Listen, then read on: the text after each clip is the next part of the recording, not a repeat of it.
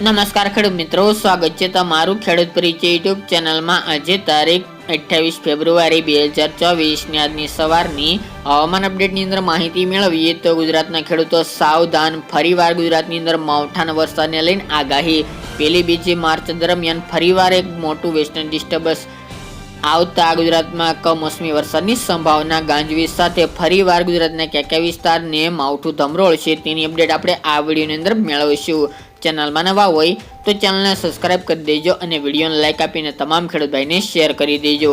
અત્યારે ખાસ કરીને ઉત્તર ભારતના વિસ્તારમાંથી બેક ટુ બેક WD એટલે કે વેસ્ટર્ન ડિસ્ટર્બન્સ પસાર થઈ રહ્યા છે, જેની અસર ગુજરાતમાં નોંધાઈ રહી છે। અત્યારે ગુજરાતના અનેક વિસ્તારની અંદર વાતાવરણમાં પલટો 2 દિવસ પહેલા પણ જોવા મળ્યો હતો, હાલ પણ ચાલી રહ્યો છે। અત્યારે બેવડી ઋતુનો અનુભવ જોવા મળી રહ્યો છે।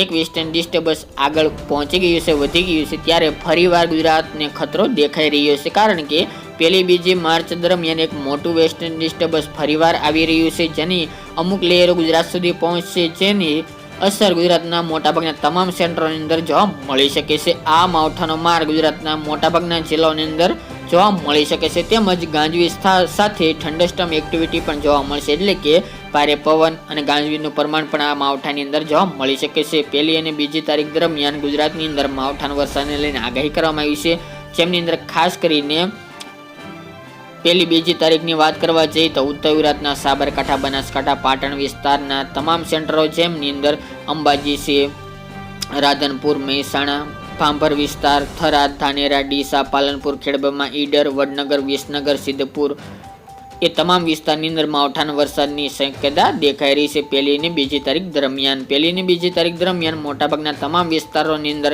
કાંટા વાદળો બંધાશે, જેને કારણે અમુક વિસ્તારની અંદર કમોસમી વરસાદની સંભાવના દેખાઈ રહી છે। જ્યારે કચ્છના તમામ વિસ્તારો નલિયા, ભુજ, ભચાઉ, ગાંધીધામ, રાપર, અડેસર, નખત્રાણા, ભચાઉ સહિતના ભાગોની અંદર પણ કમોસમી વરસાદની આગાહી કરવામાં આવી રહી છે। આ માવઠું થોડું હેવી પણ સાબિત થઈ શકે છે। તે ઉપરાંત વાત કરીએ તો પહેલી બીજી તારીખ દરમિયાન પશ્ચિમ સૌરાષ્ટ્રના વિસ્તારો, જેમાં જામનગર, ભાનવડ, કાલાવડ, દ્વારકા, પોરબંદર, રાજકોટ, લીંબડી, ભોગાવો એ વિસ્તાર, મોરબી અને સુરેન્દ્રનગર વિસ્તારનો પણ સમાવેશ જોવા મળી રહ્યો છે। મધ્ય ગુજરાતની વાત કરવા જઈએ તો બીજી તારીખ દરમિયાન આણંદ, નડિયાદ, બોરસદ, તારાપુર એ વિસ્તાર, ખંભાત છે, અમદાવાદ, ખેડા વિસ્તાર એ વિસ્તારની અંદર પણ વરસાદની સંભાવના દેખાઈ રહી છે। આ સિવાય પૂર્વ ગુજરાતની અંદર અરવલ્લી જિલ્લો છે, મોડાસા, માંડલી, મહીસાગર, પંચમહાલ, દાહોદ અને વડોદરાના પણ અમુક વિસ્તારનો સમાવેશ જોવા મળી રહ્યો છે।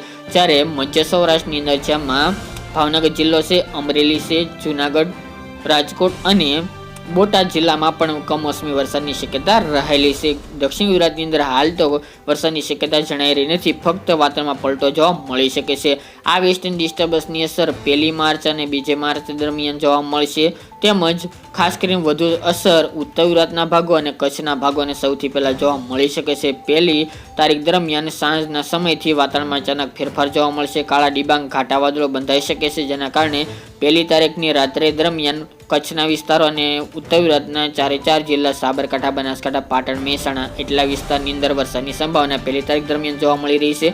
બીજી તારીખ દરમિયાન ઉત્તર ગુજરાતના તમામ જિલ્લાઓની સાથે પશ્ચિમ સૌરાષ્ટ્ર, મધ્ય સૌરાષ્ટ્ર અને મધ્ય ગુજરાત અને સાથે પૂર્વ ગુજરાતનો પણ સમાવેશ જોવા મળી રહ્યો છે, એટલે તમામ ખેડૂતભાઈ નોંધ લેવી। તેમજ આમાં કોઈ પણ જિલ્લામાં ફેરફાર હશે, સિસ્ટમમાં ફેરફાર હશે તો આવનાર દિવસોમાં અપડેટ આપણે આપતા રહીશું, પરંતુ ચોક્કસપણે આ માવઠાનો માર ગુજરાતના ખેડૂતભાઈને સહન કરવો પડશે। તેથી તમામ ખેડૂતભાઈને તકેદાર રાખવી અને પોતાનો પાક પલળે નહીં તેની ધ્યાન રાખવું, કારણ કે આ માવઠું થોડુંક હેવી સાબિત થઈ શકે છે અને એક વાવાઝોડા જેવો માહોલ બંધાશે, એટલે કે ગાજવીજનું પ્રમાણ વધુ જોવા મળશે, વીજળીના ચમકારા જોવા મળશે અને ભારે પવન પણ જોવા મળી શકે છે। એટલે ચોમાસાની શરૂઆતનો વરસાદ જેવો થતો હોય છે તે મુજબ આ માવઠું જોવા મળી શકે છે, કારણ કે અત્યારે શિયાળામાંથી ઉનાળો શરૂ થઈ રહ્યો છે, એટલા માટે। તો મિત્રો, આ અત્યારની સવારની અપડેટ, ફરી એક નવા વિડીયો સાથે મળીશું, આજ માટે આટલું જ।